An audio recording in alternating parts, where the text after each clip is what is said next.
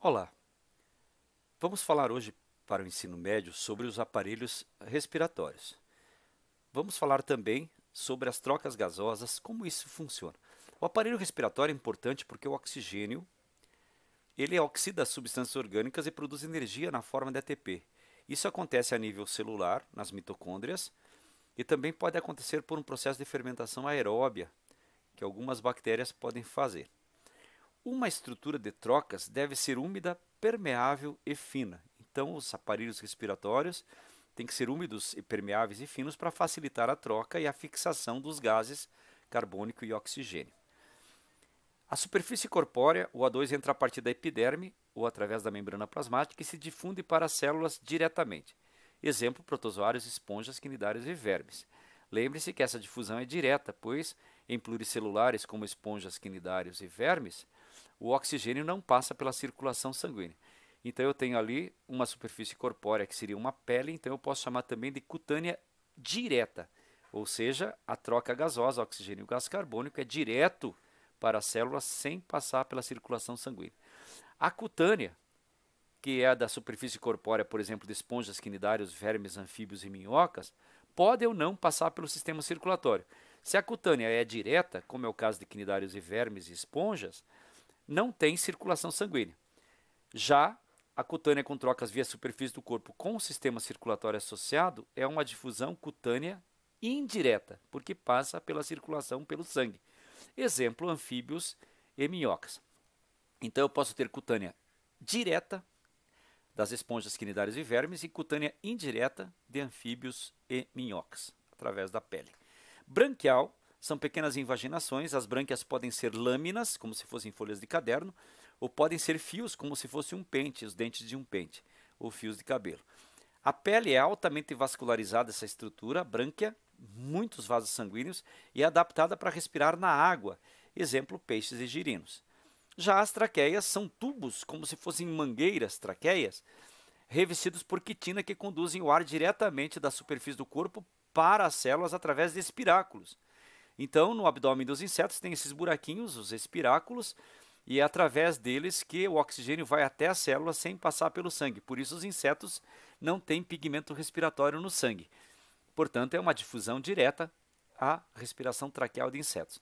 As filotraqueias já são pulmões em forma de folhas, que são dobras da parede do abdômen do inseto, formando uma bolsa com várias lâminas, como se fossem várias facas enfileiradas, as lâminas delas uma do ladinho da outra, ou folhas de caderno uma do ladinho da outra. Ricamente vascularizadas e realizam as trocas diretamente com o ar, exemplo os aracnídeos. Então, essas lâminas traqueais ou dobras foliáceas da traqueia formam esse pulmão foliáceo dos aracnídeos que facilita as trocas gasosas, e veja que há uma troca direta do sangue com o ar. Então essa troca para o sangue é uma difusão indireta. Os pulmões são estruturas elásticas ocas compostas por estruturas finas de trocas, ou pequenos balõezinhos chamados alvéolos pulmonares. Isso acontece em aves, mamíferos e répteis. Então, os mamíferos têm os pulmões na forma de alvéolos, alveolares. As aves e répteis, os pulmões são cheios de dobras internas que a gente chama de parênquimas, ou um pulmão parenquimatoso. As aves ainda têm os sacos aéreos e os ossos pneumáticos para aumentar a capacidade pulmonar e facilitar o voo. Os répteis, graças a esses pulmões com tecidos de preenchimento internos, os parênquimas, os pulmões parenquimatosos, eu tenho então os répteis adaptados ao ambiente terrestre. Os primeiros a conquistar o ambiente terrestre são os répteis, graças a essa característica dos pulmões parenquimatosos, que aumenta a capacidade de troca de oxigênio com o ar. A respiração humana começa nas cavidades nasais, são duas aberturas anteriores, as narinas, o nariz, né? Na cavidade nasal encontrados pelos fossas nasais vascularizadas. Também a gente percebe alguma coisa de olfato junto com a gustação aí. Faringe, conduto que se comunica com a boca, com as fossas nasais e com a laringe. E também a laringe, que é o conduto cartilaginoso, tem como função produzir sons e fechar a traqueia durante a deglutição, quando engolimos o alimento. A traqueia fecha, quando ela não fecha a gente se engasga, né? A epiglote. Então ali a epiglote, o osso ióide, o ligamento tireoidiano. Aí eu tenho a cartilagem tireoide, essa dobra da cartilagem é aquilo que a gente chama de esse osso ióide aqui, né? Que é o tomo de Adão aqui, o pomo de Adão também, é essa estrutura que os homens têm, que é esse grugumilo aqui na frente do pescoço. O ligamento cortico-tireoide, e aí eu tenho a cartilagem cricoide, e daí para baixo a traqueia.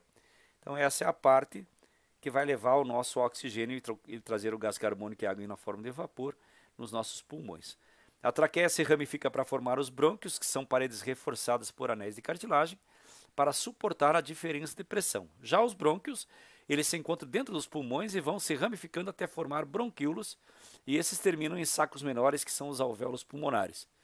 O pulmão direito tem 3 lobos, é maior que o esquerdo, e o esquerdo tem 2, que são elásticos nos dois, revestidos pela pleura. O pulmão esquerdo é menor porque ele deixa um espaço chamado mediastino, aonde se encaixa o nosso coração. O diafragma, olha que bonito aí na imagem, o diafragma, está aqui ele por dentro das costelas, ó, e aqui eu tenho o diafragma em corte. Então veja só, aqui fica um espaço de ar, aqui que estão os pulmões, então essa variação do diafragma para baixo e para cima faz variar aqui, ó, a pressão e o volume, e dessa forma nós conseguimos inspirar e expirar o ar. O diafragma é um músculo membranoso, é um músculo, ele tem movimento voluntário e involuntário, então quando eu quero respirar e penso nisso, eu faço um movimento de respiração voluntário. E se eu esqueço de respirar, o diafragma continua funcionando graças ao nosso bulbo céfalo-raquiano, que coordena o nosso ritmo cardiorrespiratório independente da nossa vontade. Então o músculo membranoso, que separa o tórax do abdômen e auxilia os movimentos respiratórios, é denominado diafragma. Ele trabalha nessa variação de pressão e volume junto com os músculos que ficam entre as costelas. Então veja só, o espaço entre as costelas tem uma musculatura, que são os músculos intercostais. Eles ajudam também no processo de aumentar e diminuir a câmara torácica e dessa forma facilitar a entrada e a saída de ar. Os nossos pulmões. Então tá ali, ó, os brônquios, 3 lóbulos, direito, ó, 1, 2, 3, e o esquerdo, ó, 1, 2. Veja que eu tenho um espaço aqui, ó, é aqui que vai se alojar o coração. Esse é o mediastino. Então, perceba que tenho a pleura, e entre a pleura e o pulmão um líquido chamado líquido pleural. Né? O excesso desse líquido ou a contaminação desse líquido causa pneumonia. Enfisemas pulmonares acontecem nos alvéolos, aqui nas redes de capilares sanguíneos. Então os alvéolos são essas bolinhas ricamente vascularizadas, onde acontece a troca de gás carbônico por oxigênio. Aqui a nossa parte cartilaginosa, a traqueia, cartilagens e tal, e a cartilagem da laringe, o nosso pomo de Adão ali, ó. E embaixo os brônquios, depois os bronquíolos, aí por fim na pontinha dos bronquíolos os alvéolos pulmonares. Como nós inspiramos e expiramos, como o ar entra e sai dos nossos pulmões? Vamos ver. Inspiração. Os músculos da caixa torácica puxam as costelas para cima e para fora.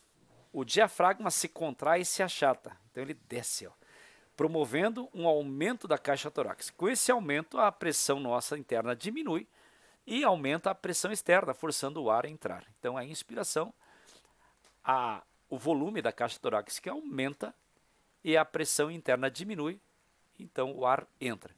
Na expiração, o processo é o contrário, ó, relaxa o músculo intercostal, relaxa o diafragma, que volta à sua posição inicial. E aí ele acaba diminuindo o volume da caixa torácica, aumentando o volume, e o ar é expelido. Então, a expiração, olha a traqueia ali, ó, empurrou o ar para fora, relaxou, saiu.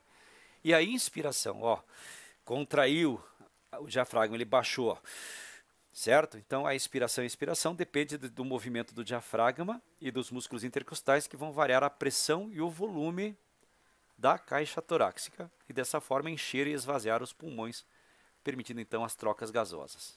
A troca gasosa é a difusão do oxigênio e gás carbônico entre os alvéolos pulmonares e os capilares sanguíneos, sendo que a principal estrutura transportadora no nosso corpo são as hemácias e o plasma sanguíneo.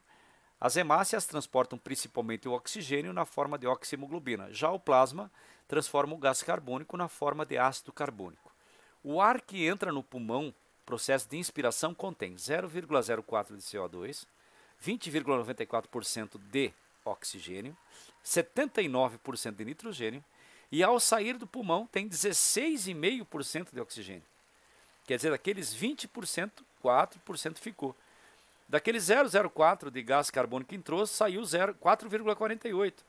Então nós, ficou o oxigênio no sangue, saiu o gás carbônico. E 79% não houve troca de nitrogênio, porque a taxa de nitrogênio no ar e no sangue é praticamente o mesmo, então não há troca por difusão. Aqui uma explicação, sai gás carbônico, entra oxigênio nos alvéolos pulmonares. Olha que lindo esse processo. O transporte de gases respiratórios, transporte de O2. A maior parte é transportada junto com a hemoglobina. Parte é dissolvida no plasma, formando a oxihemoglobina. Hb mais 4 oxigênios, 4HbO2. Então veja que interessante. Essa é a famosa formação da oxihemoglobina. A pressão parcial de O2 é maior no sangue do que nos tecidos. Então, o oxigênio em maior quantidade está no sangue e menos nos tecidos, o sangue arterial. Ocorrendo então a difusão daquele para esses. Dessa forma, o oxigênio sai das hemácias e passa para os tecidos, para as células. O sangue rico em O2 denomina-se arterial. Transporte de CO2. A pressão arterial de CO2 é maior nos tecidos, claro. As mitocôndrias fizeram a respiração celular e liberaram grande quantidade de gás carbônico. Portanto, o gás carbônico que foi perdido lá na respiração está em menor quantidade no plasma e nas hemácias. É maior nos tecidos que no sangue e dessa forma o gás sai do meio mais concentrado para o meio menos por difusão, indo então se fixar no plasma e nas hemoglobinas. Ocorre de três maneiras. 5% do CO2 que sai das células para o sangue ficam absorvidos no plasma. 25% se associa à hemoglobina, formando a carbohemoglobina. Então, Hb mais CO2, HbCO2. A maior parte, cerca de 70% do CO2, reage com a água do sangue das células e forma ácido carbônico. Perceba que se você tirar o H2 daqui e um O daqui, vai ficar CO2 e aqui vai formar H2O. Então isso dissociado acaba formando um ácido carbônico. Então o H+, associado à hemácia, mais o HCO3- vai para o plasma. Dessa forma, o plasma conduz o H2CO3, que quando chega nos pulmões é dissociado novamente e vai formar água e gás carbônico. Que beleza, então a maior parte do CO2 que é eliminado para o ar atmosférico, ele sai do plasma do sangue. E o que é legal, esse H2CO3, quando dissociado e forma íon carbonato e bicarbonato, vão agir lá no suco pancreático para mudar o pH do nosso intestino, do nosso suco pancreático, suco entérico, suco biliar, mudando o pH do intestino delgado e grosso, mudando o pH para alcalino, quebrando o ácido clorídrico. Então é dessa forma que ocorre essa mudança. E também controla como efeito tampão o pH do sangue, mantendo o pH do sangue estável, graças à presença dos íons de bicarbonato e carbonato, circulando no sangue, formando então o ácido carbônico, que dissociado vai formar água e gás carbônico eliminado na respiração. Muito bem. Aí os brônquios, olha os alvéolos pulmonares ricamente vascularizados. O sangue desoxigenado aqui em cima, veja que ele vem do coração por artérias, arteríolas capilares. E aí quando ele sai do alvéolo pulmonar, ele já sai arterial oxigenado. Então isso aqui é veia. Perceba que inverteu o caso. Artéria está transportando sangue venoso e veia transportando sangue arterial. Artéria transporta sangue rico em gás carbônico e veia transporta. Então, as artérias levam sangue para os órgãos, levam o sangue do coração para os órgãos. As veias trazem sangue dos órgãos para o coração. E está invertido, veia levando sangue arterial e artéria levando sangue venoso. E aqui a troca, as hemácias deixam dióxido de carbono, descarregam dióxido de carbono e são carregadas de oxigênio. Dessa forma, nós temos aí o processo de difusão da troca gasosa de gás carbônico e oxigênio pelo sangue e os pulmões.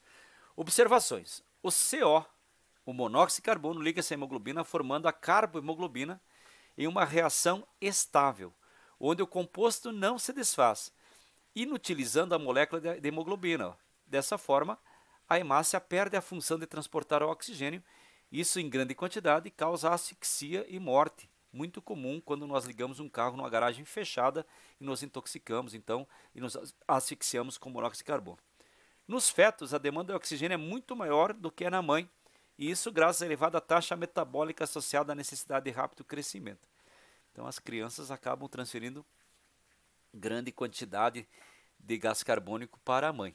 Então, a mãe tem que ter uma alimentação saudável, fazer atividade física para ter boa resistência pulmonar, para poder ter bebês saudáveis e felizes. Um grande abraço e encerramos aqui essa aula sobre a respiração.